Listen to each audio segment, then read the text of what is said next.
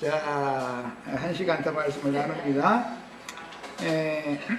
첫 시간에 그 말미 부분에서 사람을 창조하신 하나님의 목적에 대해서 말씀을 드리면서 저주받은 아담 세계에서 선의 이런 것을 행하는 것은 하나님께 영광이 되는 게 아니라 마귀가 하나님께 돌려야 될 영광을 마귀가 중간에서 가로채는 것이다. 그러므로 예수 그리스도 안에서 그리스도로 말미암아 하나님께 영광을 돌려야 되는 거예요. 그러려면 반드시 거듭나야 되고 생명이 온전히 자라서 빛의 열매, 생명의 열매를 맺는 그런 사람들이 되어야 하나님이 사람을 창조한 목적이 실현되는 거예요. 이것은 아주 성경을 위한 아주 기본적이고 기초적인 얘기를 지금 내가 한 거예요. 자, 그 다음에 16절 봅니다. 너희는 스스로 삼가라 두렵건대 마음에 미혹하여 이렇게 한 거리에 번역이 됐는데 이 말은 이제 자료를 다 보세요. 마음에 미혹한다, 미혹당한다 이런 말은 히브리어로 이 파타라는 미혹이라는 용어가 파타라는 용어인데 이것은 직역을 하자면 열다라는 뜻이에요. 열다. 그런데 뜻을 이해를 하게 하기 위해서 미혹당한다, 미혹당한다 라고 의역을 해놓은 거예요. 마음을 열다. 뭔 문제를 직역을 하자면 이렇게 번역을 해 받는 거예요. 그런데 하나님을 향하여 마음을 열어야 되는데 세상신 마귀를 향하여 마음을 여는 것은 미혹당하는 거다 그 말이에요. 지금 처녀가 아무한테나 막 열으면 큰일 나죠. 뭐 처녀 아니야 부인이라도 당연히 열자에게 열어야 되는 것인데 하늘이 정해준 대로 해야 되는 건데 이것은 하늘이 닫히는 문제와 이제 대비시키는 용어로 문맥은 원래의 원어의 흔히 말하는 히브리어의 그 문맥은 하늘이 닫히느냐 열리느냐와 관계되는 문맥으로 돼 있는 거예요. 이제 그런데 뜻을 이해하게 하기 위해서 너희가 마음에 미혹하여 돌이켜서 다른 신들을 섬기면 그 말은 다른 신들을 향해서 너희 마음을 열어주면 그 말이에요. 직역을 하자면 그게 누구를 향해서만 열어줘야 돼요? 하나님을 향해서만 너희가 마음을 열어줘야지 응? 다른 신들을 향해서 마음을 열어주면 안 된다. 지금 그 말이에요. 의미를 잘 이해하셔야 돼요. 자, 가나안인들의 신들을 향하여 방심하면서 마음을 열어놓는 것을 가리키는 용어예요.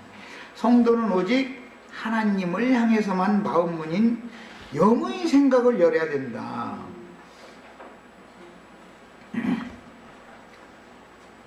장성한 가임기에 이른 여성들은 그 태가 2층으로 돼 있죠. 저 안쪽에 애기 집이 있는 거단 말이야. 바깥쪽에는 이제 마음이다 그러죠. 사람이 마음이라는 것이 있고 마음이 저 안쪽에 들어가야 영이 있단 말이에요. 양심이라는 것은 마음의 중심에 있는 것이다 이 말이에요. 실제 생명의 역사는 영에서 일어나는 것이지 이 밖에서 일어나는 게 아니죠. 마음에서 일어나는 게 아니죠. 이것은 사람을 창조하신 그 원리나 영의 세계, 사람의 심령과 마음의 세계, 이것은 그 여인의 태로 상징이 되기 때문에 마음이라는 것은 이제 밭이니까 하나님의 창조한 바도 영의 세계가 어떻다 하는 걸 알 수가 있다는 것이죠. 그래서 사람의 육신의 생각을 열 때는 껍데기만 열어주는 것은 세상 잡신들을 향해서 여는 것이죠. 마음을 자꾸 그쪽으로 연다 이거예요. 그러나 실제로 열으려면 사람의 심령을 열어야 하나님과 상통할 수 있다 지금 그 말이에요. 영으로나 영이신 하나님과 교통이 되는 것이죠. 그래서 하나님을 향해서 연다라는 것은 마음의 문인 영의 생각을 열어야 된다. 라는 말이고, 그래야 성령의 교통이 되는 것이죠. 그런데 육신의 생각을 가지고 세상신 마귀, 세상을 향해서 함부로 막 열어버리면 세상 잡기들이 사람 속에 들어와 버리죠. 그건 마귀도 들어오면은 무언가 하여튼 연합을 맺으면 씨를 심게 마련인 것이고, 사람의 마음이라는 건 피조적인 것이니까, 이게 피조물이니까 가임기만 되면은 잉태는 하게 되는 것이죠. 원치도 않는 놈이 끌고 가가지고서 강간했는데도 원치 않는 임신할 수가 있잖아요. 이런 이치를 잘 생각해 보면 지금 성경이 말하고자 하는 의도를 우리는 알아야 되겠다. 이 문제가 너무 이제 중요하다 싶어서 그냥 설명으로 넘어갈 게 아니라 자료를 좀 해서 같이 좀 상세하게 말씀을 나눠야 되겠다 싶어서 오늘 자료를 해드린 거예요. 자, 하늘을 닫아서 비를 내리지 아니하며 그랬어요. 마음에 미혹하여라는 것은 마음을 세상 신을 향해서, 다른 신들을 향해서 열어놓은 상태는 미혹당했다 그런단 말이야. 그러니까 마귀도 사람의 마음을 열게 하는 재주가 있다는 것이죠. 그런데 사람의 영은 마귀는 절대 열기를 못한다는 거야. 마귀는. 하나님의 은혜가 임해야만 영이 열린다. 영이 열려야 되는 거예요. 똑같은 생각을 문이라고 상징하는데, 성경에서는 성전문 하면 사람의 생각을 말하는 거예요. 성전문이 3층으로 되어 있죠. 문이 세 군데 있죠.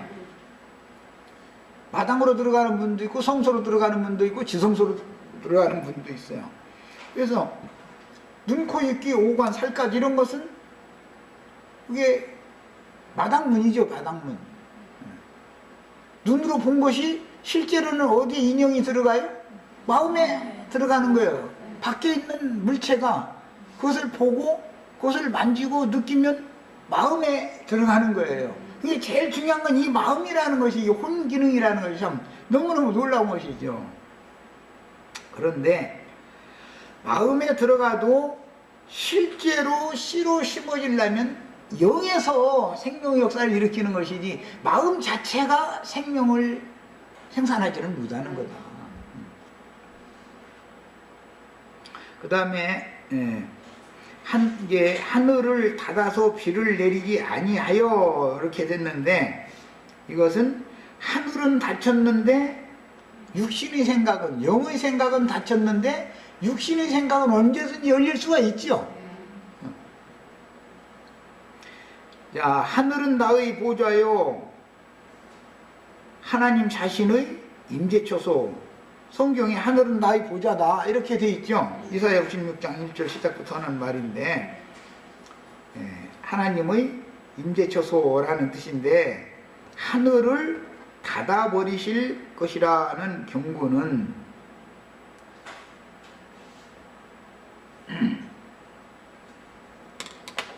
하나님의 성령의 계시를 통해서 성령과의 교통을 나눌 수 없도록, 영은 또 눈이라고도 하죠. 마음의 눈, 곧 영적인 창을 통해서 공급하시는 신의 은혜를 단절해버린다. 하늘을 닫는다 라는 말은 생명이 쳐서 저 깊은 곳에 심어지게 하지 않는다, 지금 그 말이란 말이에요. 길가에다 씨를 아무리 많이 뿌려놔도 새들이 와서 다 주워 먹어버리기 때문에 소용이 없지요. 상징이잖아 이것이. 반드시 저 안쪽에다 갖다 정성스럽게 잘 심어져야만 잉태를 할 수가 있는 거단 말이야. 이제 성경에서 이제 하늘을 닫는다라는 말이 이제 많이 나왔고, 말라기 3장 10절에 보면 이제 이것도 기독교계 목사님들 들으면 하늘을 열고 복일 쌓을 것이 없도록 부어주지 아니하나 시험해봐라 막 이제 그렇다고 또 이제 하늘을 닫는다는 말씀도 창세기 7장 11절, 8장 2절, 열왕기하 7장 2절, 이사야 24장 18절 이런 데는 하늘을 닫는 말씀이 나왔어요. 반대로 하늘을 여는 말씀도 있어요. 하늘을 닫을 수도 있고 열 수도 있는데, 그 하늘의 조물주, 하늘의 주인, 하늘의 임자가 만들어져. 우리 집 문을 누군가가 와서 내가 잠궈놨는데 누군가 열었다 그러면 도둑놈이죠.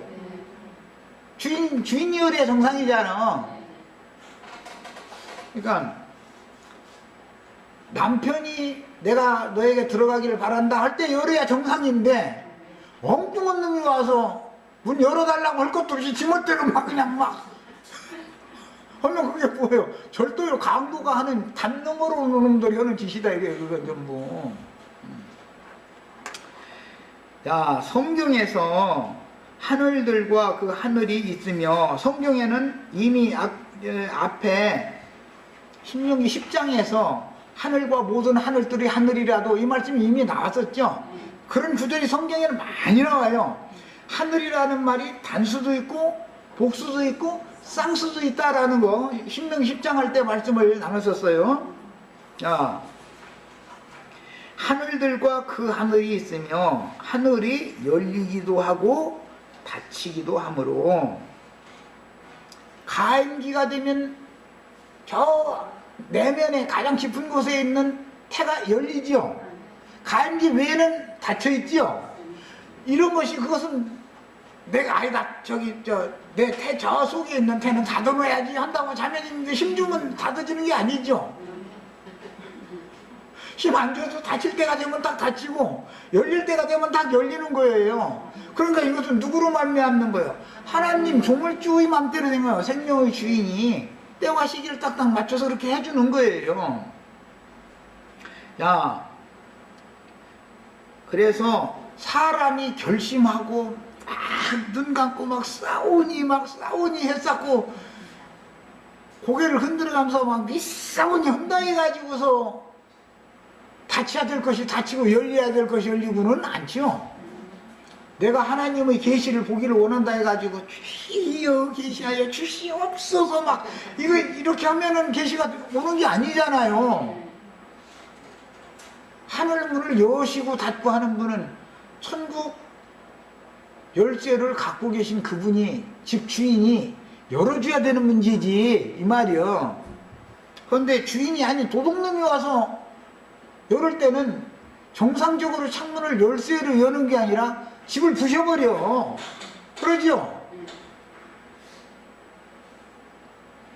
그래서 물질계의 창공 하늘을 보면서 영적 하늘에 대한 이상을 깨달아야 합니다. 자, 이제 닫히는 이야기는 뭐 오늘 말씀에는 하늘을 닫아서 비를 내리지 않겠다 이렇게 돼 있지만, 닫는 문제도 있고 여는 문제도 있다. 양면이 있다. 계시록에서는 예수 그리스도께서 한번 닫아놓으면 열 자가 없고, 그분이 한번 열어놓으시면 또 닫을 자도 없다 그랬죠. 그러니까 주인맘이다. 문을 열고 닫는 건 주인맘이다. 지금 그 말이죠. 자, 에스겔서 1장 1절에 30째 해 넷째 달 초 닷새 내가 그발강가 사로잡힌 자 중에 있을 때 하늘이 열리며 그랬어요. 뭐 에스겔이 막 하늘 열어달라고 막 힘주고 막 비싸보니 열어주시옵소서 이렇게 한 일이 없어요. 그냥 그런데 필요하니까 그냥 열어주신 거지. 그러니까 하나님의 말씀을 깨닫는 것이 계시해 주시는, 계시하시는 이로 말미암아야 되는 것이지, 내가 신학교 가서 공부해서 되는 건 가짜죠. 하나님의 모습이 되게 보였다. 하늘이 열리고 하나님의 모습이 되게 보였다. 그랬어요. 사도행전에서 똑같은 이 말씀을 스데반이 인용했죠. 보라, 하늘이 열리고 하나님의 어린 양께서 하나님 보좌 우편에 서 계신 것을 내가 보노라.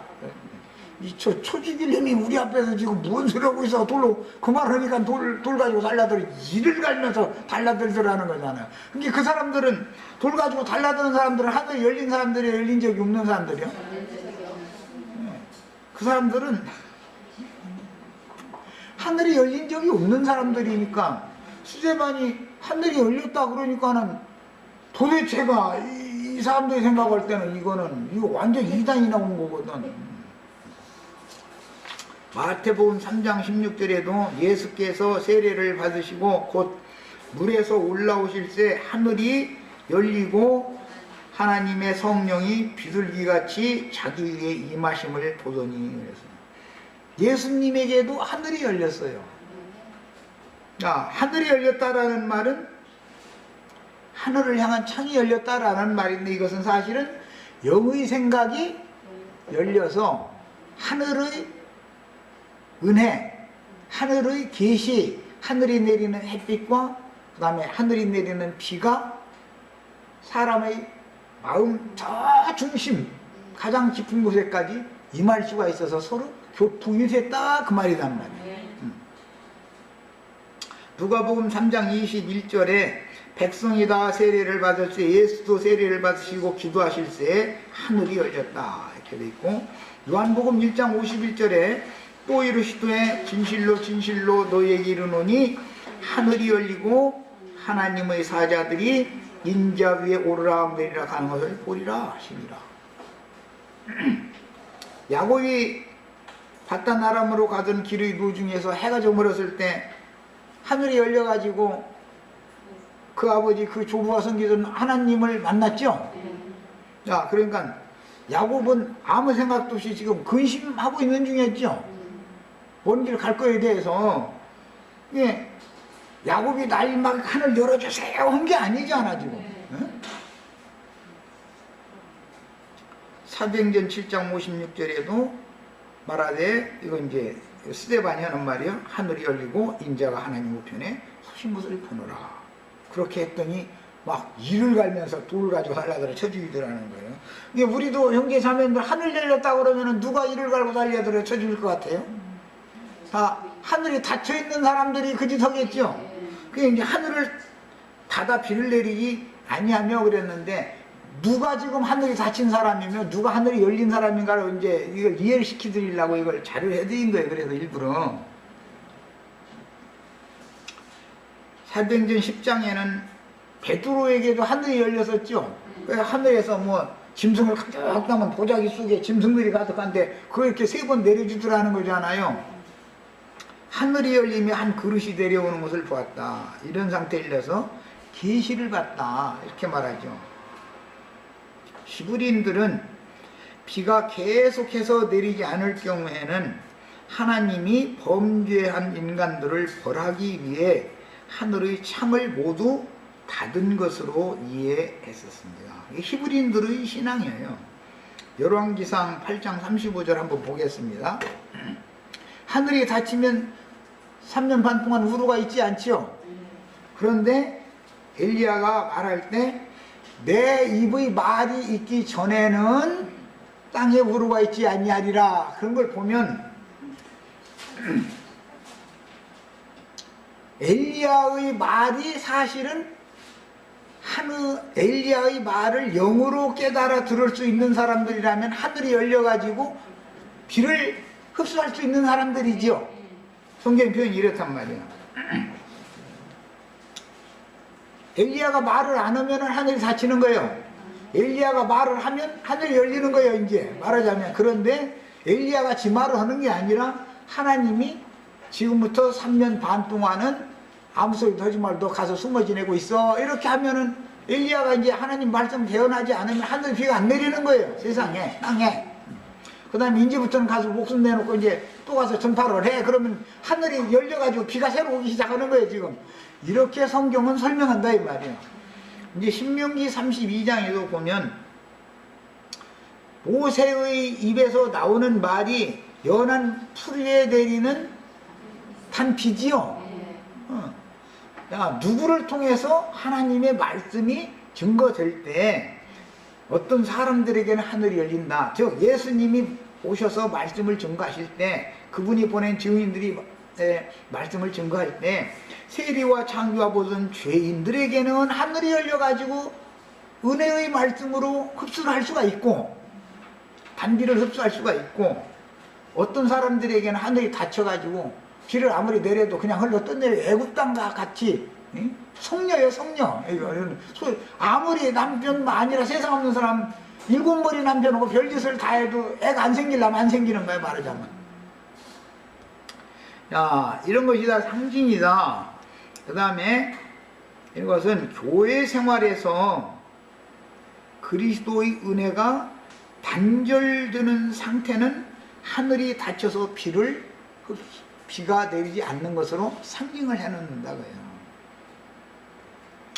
자, 이제 하늘 얘기 때문에 태초에 하나님이 천지를 창조하시니라 할 때 그 천이라는 것이 하샤마임이라고 그래서 하늘들이에요. 원래 이 하늘이라는 것이 쌍수다라는 걸 10장 때 말씀드렸죠. 쌍수 개념이다. 쌍이라는 말은 짝이라는 뜻이에요. 짝수다 이거예요. 짝꿍.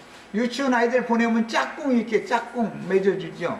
학생들도 짝꿍 있죠. 초등학교, 중학교 이렇게 다 짝꿍하고 앉아서 같이 공부를 하게 만들어요. 요새는 이제 자연스럽게 아이들이 왜곡되지 않고 자라게 하기 위해서 여자아이, 남자아이 하나씩 이렇게 앉혀놓죠. 옛날에는 여자는 여자끼리 앉혀놓고 큰일 난다 해가지고 남녀 칠세 부동석이라고 이제 아주 이제 그래가지고 그랬는데 지금은 고등학생들인데도 아주 짝을 이렇게 만들어 이게 남학생, 여학생 이렇게 같이 하는 그런 경우가 많더라고 보니까. 자, 뭐 여기 이제 히브리어로 1장 1절도 해놓고 헬라어로도 창세기 1장 1절을 내가 해놨지만 뭐 자매님들과 뭐 봐야 뭐 꺼먹건 그지가 하나 종이니까 다 이제 소용없는 일이고, 이제 그 하늘이라고 하는 용어만 특별히 내가 이제 표시를 해놨어요. 이것은 하샤마임인데, 하라는 것은 지정명사, 이건 정관사다 그러죠. 관사. 그래서 영어로는 더라고 하는 말을 그라고 해요. 샴이라는 것은 거기 그런 뜻이고, 마임이라는 것은 물들이라는 뜻이에요. 이 세 단어가 합쳐져서 천이라는 용어가 된 거예요. 그러니까 정관사 그와 거기라고 하는 용어와 물들이라고 하는 이 세 용어가 합해져서 천이라고 된 거예요. 야,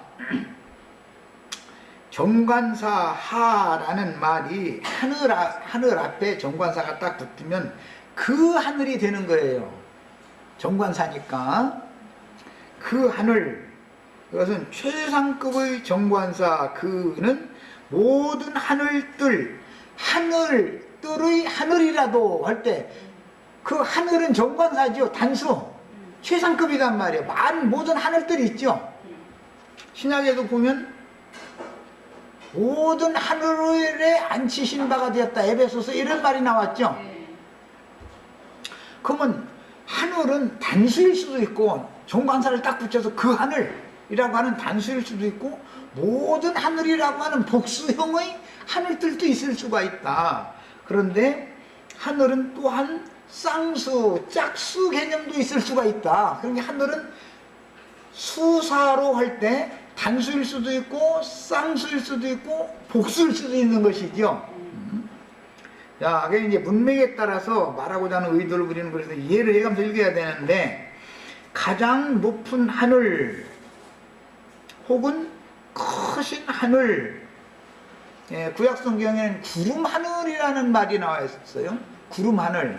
그것은 왜? 구름 속에는, 구름은 여러 덩어리로 되어 있는데 구름은 물을 머금고 있으니까 구름들은 곧 물들이죠. 구름들이 다 합쳐지면 물들이 되는 것이잖아요. 이제 궁창 위에 있는 물들 하면 구름이 물을 머금고 있기 때문에 하는 말인 거예요, 그게. 그 이제 신약성경 유다서에 보면 이런 몰지각한 목자들은 물이 없는 구름들이다 이런 말이 나왔죠. 성경이 이제 하늘이라는 용어를 말할 때, 하늘을 닫는다 이렇게 말을 할 때 의미를 하늘들의 하늘이라도, 모든 하늘들, 이제 이런 여러 가지의 하늘에 대한 표현들을 할 때 우리는 문맥을 잘, 이게 단순지 쌍순지 복순지를 구분해 가면서 해석할 줄 알아야 되겠길래 오늘 이 자료를 해드린 거예요. 특별히, 야, 정관사가 붙은 하늘은 그 하늘로서 가장 높은 하늘이다 라는 뜻이에요. 개념이 하늘은 높은 거죠. 히브리인들의 개념은 하늘 하면은 높은 거, 높이 계신 하나님 자신을 염두에 둔다 이거예요. 예를 들어서 하늘을 두려워해라, 셈조의 언어예요. 야베 족속들은 하늘을 두려워해라 이런 말을 사용을 않지요. 왜? 그들은 자연과학적인 것, 물리적인 것에 심취되어 있기 때문에 창공 하늘을, 허공 하늘을 두려워하는 일이 없죠, 그 사람들은. 그러나 셈족들은 영계의 세계를 염두에 두고 있기 때문에 하늘 무서운 줄을 알아야 돼, 이런 말을 보통으로 사용하죠, 우리 셈족들은. 그게 셈족의 문화예요. 그 말은 곧 하늘에 하나님이 계시기 때문에 하나님을 두려워하라라는 말이지, 창공, 공중을 두려워해라 그 말이 아니다 이 말이요. 셈족의 언어에서는 야베 족속은 그러니까 하늘을 두려워한다라는 말이 없는 거예요. 그래서 유럽 사람들은 그런 말하면 이상하게 생각하죠. 어떻게 사람이 하늘을 두려워하냐, 하늘에 비행기가 지나가고 새가 날아다니고 그러는데, 이렇게 생각한다 이거예요. 그러나 셈족들은 하늘 할 때는 어떤 면에서 최상급으로 적용할 때는 조물주 하나님을 염두에 두는 표현을 한다 이거예요. 또 다른 데서는 이제 과학적으로, 자연적으로 대기권과 대기권 너머의 하늘이라는 게 이렇게, 그 다음에 지상과 대기권과 대기권 너머 이렇게 3층으로 되어 있다라고 믿는다 이 말이에요, 과학적으로 볼 때. 그런데 이것은 사실은 영과 혼과 몸, 예수님을 말하는 거니까, 우주는 예수님이니까 예수 그리스도, 만유이신 그리스도는 영과 혼과 몸을 가지고 있다, 이것을 상징하는 거예요. 예를 들어서 내가 이제 가끔 그 얘기 전도를 하다가 그 얘기, 성전을 설명하다가 그 얘기가 가끔 하는데, 물리적인 지구와 달과 태양계와 또 많은 성계가 다 있는, 사람이 이것은 상상도 할 수 없는 어마어마한 거리죠. 그러나 어쨌든 우주라고 하는 체계의 안에 다 있는 것들이죠. 그게 우주 공간 안에. 그것이 더 크겠는지 사람의 마음을 새 영과 새 마음으로 하나님이 재창조해 놓으셔가지고 예수 그리스도와 연합되게 만들어 놓으면 그 새 심령과 새 마음의 세계가 더 크겠는지, 어떤 것이 더 클 것 같아요? 물질계가 더 클 것 같아요? 사람의 마음 속에서 클 것 같아요? 그렇죠? 셈족들은 이렇게 생각하는데, 야베 족속들은 사람의 마음이라는 것이 우주를 품고도 남는다라고는 믿지 않는다 이거예요. 과학적으로 생각하니까 사람들은. 영의 일에 대해서는 깜깜한 것이죠. 밖에 나타나는 모든 사물이라는 것은 사람의 영혼, 사람을 상징한, 예수 그리스도 안에서 예수 그리스도로 말미암아 그분을 위하여 우주가 창조된 거죠. 그러니까 만유는 그리스도다. 그래서 이렇게 신약성경 골로새서 1장 13절에 그렇게 표현을 한 거예요. 야, 우주 하면 예수님을 말하는 거다 이거예요. 근데 불가에서는 사람은 소우주고 밖에 있는 우주는 큰 대우주다 이렇게 말한다 이거예요. 성경은 사람은 대우주고 밖에 있는 것은 소우주다 이렇게 말한단 말이에요. 밖에 있는 것은 하나의 표상적인 우주인 것이지, 진짜 영원한 우주라는 것은 예수 그리스도와 연합된 사람이다 라고 가르친다 이 말이에요. 이것이 이제 종교인들과 성경의 신앙을 가지고 있는 우리들과 다른 점이다 이거예요. 우리가 예수 그리스도 만유이신 주님 우리 안에 들어오면 우주가 다 내 안에 들어온 것이죠. 사람이 훨씬 더 밖에 있는 만유보다 더 커야 우주가 들어올 거 아니에요. 더 커야. 그래서 창조의 비밀을 깨달으려면은, 나 같은 경우는 이제 키라고 해봐야 160cm밖에 안 되고 몸무게 해봐야 62kg밖에 안 되는데 이 속에 우주를 담을 수 있다 이 말이에요. 마음이신 그리스도를 담을 수 있어.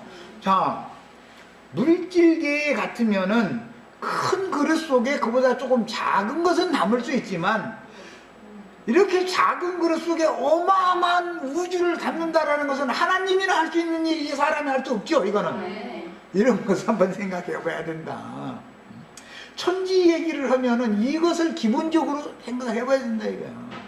이제 전도를 하다 난 갔다 보니까 하늘로 가는 얘기 했었지만 여기에서 달로 가도 달이 하늘에 있는 것 같은데 달에서 지구로 다시 돌아오려면 하늘로 올라가야 됩니까? 달 속으로 땅 파고 들어가야 됩니까? 하고 질문해 보면은 눈만 꾸먹꾸먹 한다 이 말이에요. 달에 가서 지구로 돌아오려면 다시 또 하늘로 올라가야지요. 우리가 달에 가려면 하늘로 올라가야 되잖아요. 비행기가 로켓 타고 이제 사람이 이제 올라간다 그러면 사람을 태운 비행기가 하늘로 올라가야 되잖아. 지구로 돌아오려면 땅으로 내려가는 것인데 거기서 이제 올라갔으면 내려오는 건데 사실은 또 여전히 하늘로 올라가는 중이지 내려가 가지고서는 지구에 못 온다 이거예요. 야, 그러니까 여기에서 저기를 보면 거기가 하늘이고 저기에서 여기를 보면 여기가 하늘이죠. 우주 공간이라는 건 전체가 하늘이지 며칠 후 요단강 건너가서 천국 하늘 천당 하늘로 간다라는 말은 그것은 기독교계의 목사님들이 지금 우주라고 하는 만유의 신 그리스도에 대해서 잘못 가르쳐 놓고 있는 것이다 이 말이에요. 이거 설명하느라 이런 얘기까지 하는 거예요. 사람들의 생각은 너무 좁아 터지다 이거예요. 성경을 깨달아야 돼. 그래서 성경을 알아야 사람이 넓혀진단 말이에요. 아, 우주의 비밀이 바로 그리스도인데 내가 그리스도 안에 들어가면 나는 우주 안에 우주를 품는 내가 되는구나.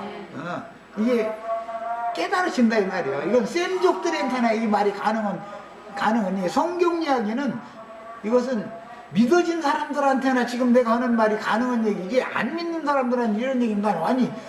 아니 지구가 하늘에 있어? 지구는 땅이지? 이렇게 따지는 사람들한테는 아니 달에 올라가면 달도 위에 땅이지 그럼 달이 하늘이야? 어느 별이든지 거기에 내가 발을 디디면 거기 땅이지요. 그러니까 우주관을 바꿔야 된다 이거예요. 성경이 말한 우주관으로. 그런데 이것이 세상적인 지혜 지식이 많다는 사람들한테는 지금 내가 하는 말이 세상 말로 안 먹혀 들어가는 말이죠. 이게 이해가 안 되니까 그 사람들의 생각에서는 도저히 이게 이해가 안 되거든. 야, 예수님이 오셔서 니고데모와 예루살렘 성전에서 지금 대화를 나누고 있어요. 그런데 하늘에서 내려온 인자, 하늘에 있는 인자 외에는 하늘에 올라간 자가 없다 그래요. 하늘에서 내려왔다 그러고 현재 하늘에 있다 그러고 또 앞으로 하늘로 갈 거다 그러고 그러면 도대체 니고데모가 생각할 때는 아니 이게 그 하늘이 오지길래 그러니까 그 도저히 못 알아들으니까 나중에 내가 아버지께로부터 보냄을 받았다가 세상을 떠나서 다시 아버지께로 간다. 그게 하늘에서 왔다라는 아버지께로부터 왔다는 말이고 지금 예수를 보내신 아버지와 예수님이 함께 계시니까 나는 하늘에 있다 그런 것이고 또 내가 이제 세상을 떠나서 아버지께로 돌아간다 그럼 하늘로 내가 다시 돌아간다. 하늘로서 와서 하늘에 있다가 하늘로 돌아간다. 하나님 아버지께로부터 와서 하나님 아버지와 함께 있다가 하나님 아버지께로 돌아간다. 그 말은 이게 참 니고데모하면 백날 들어도 이해가 안 돼 이거. 지금 우리 지체들 내 말 알아들으시겠죠? 자, 여기까지 데려다 놓으려면 내 말 알아듣는 데까지 데려다 놓으려면 이것은 이게 하나님의 역사가 있으셔야지 하나님의 역사가 없으면은 완전히 미친 사람이 시우르 대고 앉았는 소리요. 이게 말하자면 우리 형제 자매님들 예수 그리스도 함께 구속받은 형제 자매님들은 그리스도 안에서 하늘에 앉혀졌죠. 여기 안양시 만안구 속수일동에 있는 게 아니여. 하늘에 있어. 그러면 예배당 다니는 사람들 보고 나 하늘에 있어 이래보세요. 한번 뭐라고 말하나. 이 초지길름 같으니라고. 이놈이 이게 어디서 이거 말도 같지 않은 소리 오느냐고. 우리가 며칠 후 요단강 건너서 죽은 다음에 천당으로 가야 그때 하늘에 가는 것이지 이럴 거다 이거요. 이 사람들한테 하늘이 열리는 얘기, 하늘이 닫히는 얘기를 무슨 제주로 해줄 거냐 이 말이요. 전도가 이렇게 어려워.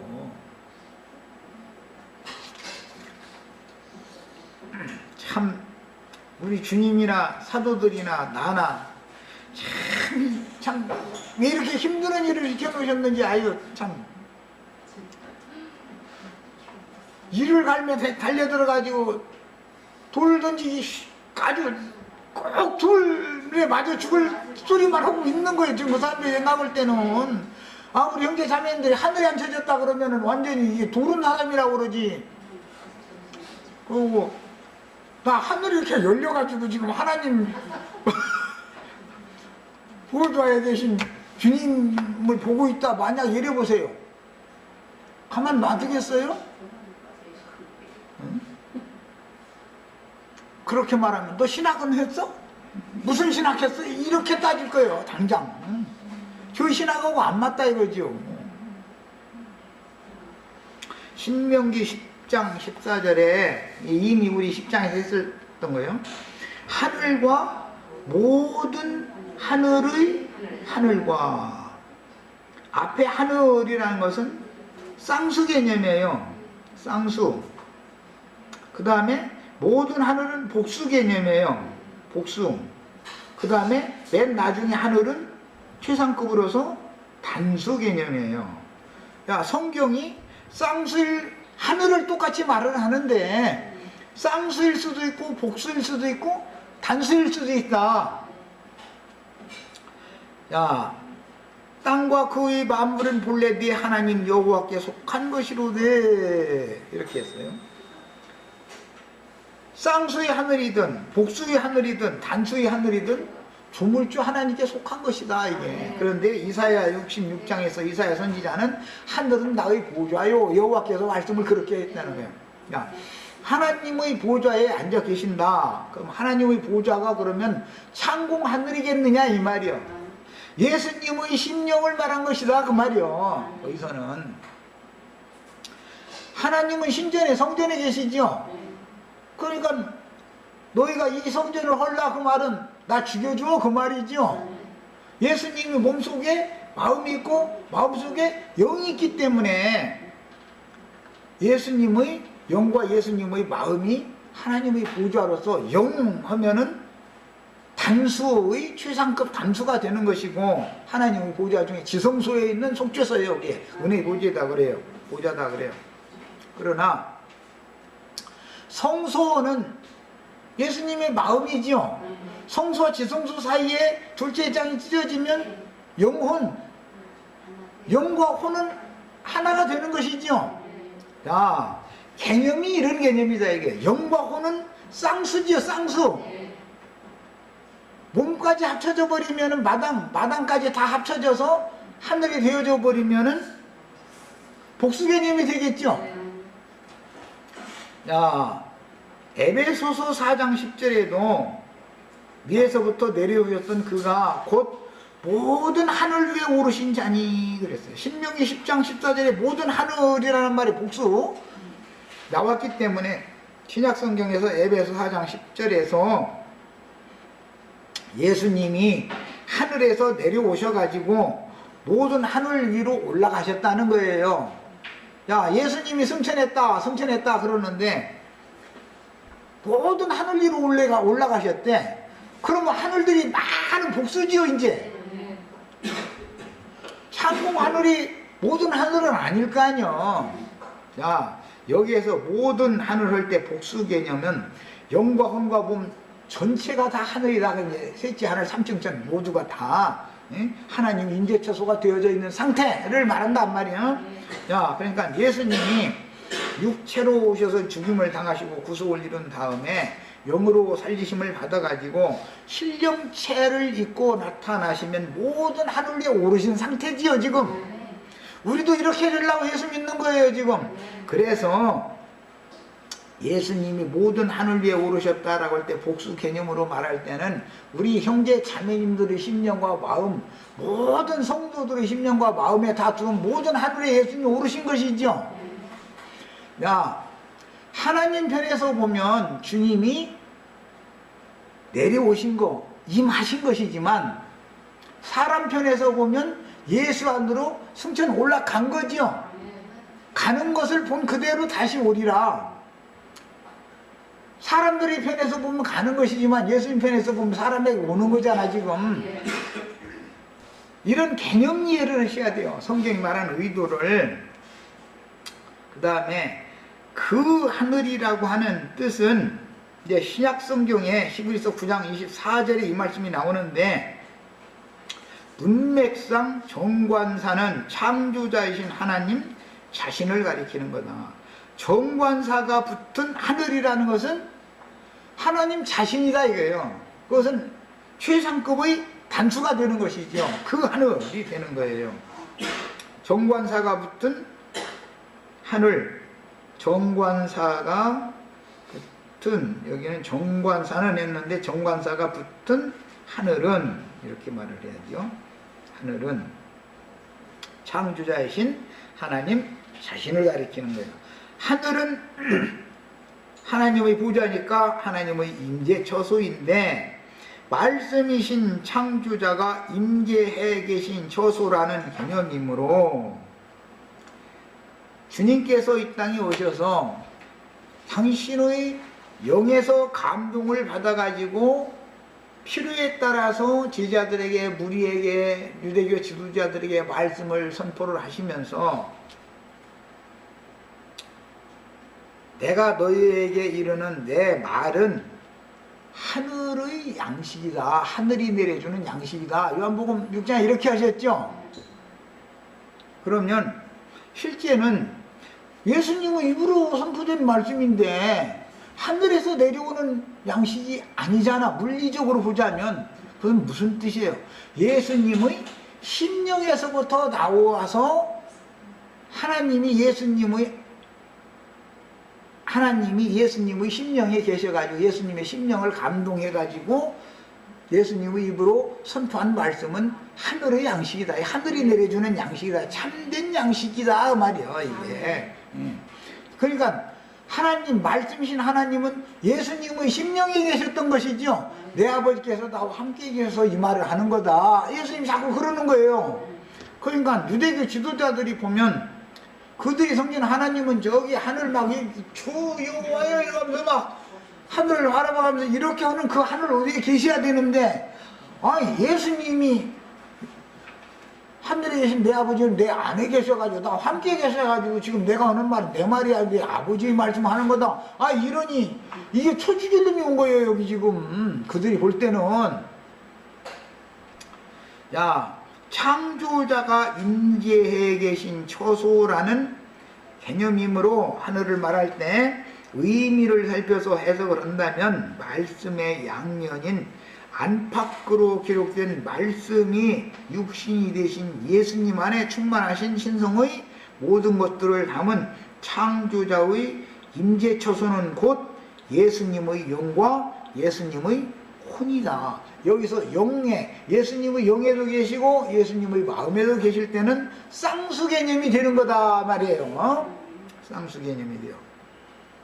이렇게 성경이 지금 의미 부여를 감춰놓고 있는 것이다. 그 다음에 이는 신의 임재처소인 성소와 지성소로 상징되며, 신의 임재처소는 성전이죠. 성전 중에서도 마당에 거하는 것이 아니고 구약 성경에서는 지성소의 속죄소, 그룹들 사이에 거하셨죠. 거기에서 그룹들 사이에서 말씀을 하시는 거예요. 대제사장에게만. 구약 시대에는 일반 제사장은 지성소에 들어갈 수가 없었기 때문에 그룹 사이에서 말씀하시는 여호와의 말씀을 직접 들을 수는 없었었죠. 제사장들은 대제사장이 대언을 해주는 말을 듣고 그 지시에 따라서 제사를 했었던 것이지. 구약 시대에는 자, 이사야 66장 1절에는 하늘들은 나의 보좌요 라고 하셨고, 하나님의 보좌는 성전의 실제이신 예수님의 영과 혼인 것이다. 예수님 자신이 이 성전을 헐라 그러면 예수님의 몸을 죽여라 그 말이다 이거예요. 예수님의 몸과 혼과 영은 성전이다 이게 실제적인 성전이었다. 그런데 그분이 죽고 나니까 사흘 동안에 새로 일으켜서 세운 몸이라고 하는 것은 교회지요 이제. 야, 교회는 히브리서 용어로는 더 크고 온전한 참장막이다 이거예요.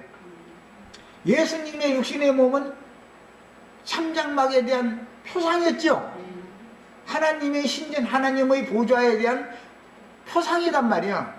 그분이 영이 되셔서 모든 믿는 이들 속에 오셔가지고 믿는 이들은 주 안에, 주님은 믿는 이들 안에 서로 연합관계를 맺었을 때는 그 구속받은 성도들이 모든 하늘들이 되기 때문에 주님은 그 모든 하늘들 위에 앉히신 거, 올라가신 것이다 이 말이에요. 이게 성경 이야기예요. 둘째 시간은 여기까지 해서 마치겠습니다.